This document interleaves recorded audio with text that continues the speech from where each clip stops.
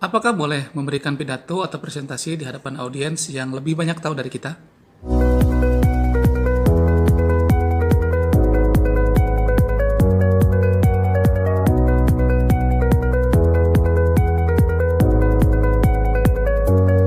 Pasti kita mungkin pernah merasakan di posisi di mana kita ingin berbicara tapi kayaknya audiens ini lebih banyak tahu tentang hal ini, tentang topik ini daripada kita.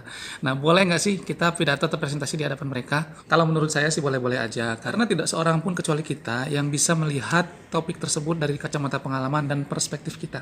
Saya juga pernah merasakan di mana sepertinya nih audiens sudah pada lebih pintar dari saya, lebih lebih banyak tahu dari saya. Tapi saya juga tahu bahwa mereka tidak secara spesifik tahu tentang perspektif dan pengalaman saya terhadap topik tersebut.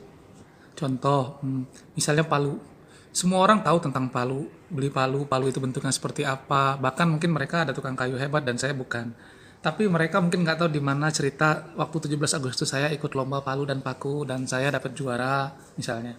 Atau cerita tentang di mana saya bermain palu-paluan dan tanpa sengaja palu itu lepas dari tangan saya dan hampir kena orang di belakang saya, nyaris.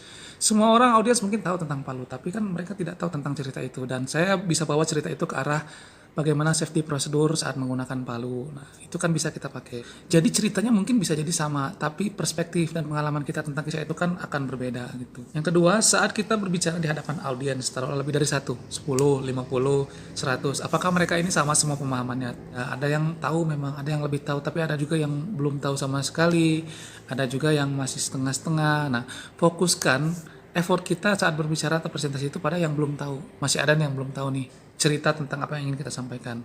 Adapun yang sudah tahu, kita bisa ajak mereka untuk membantu melengkapi materi kita. Ajak mereka untuk sharing. Gitu ya Besti, semoga bermanfaat dan sampai ketemu di video berikutnya.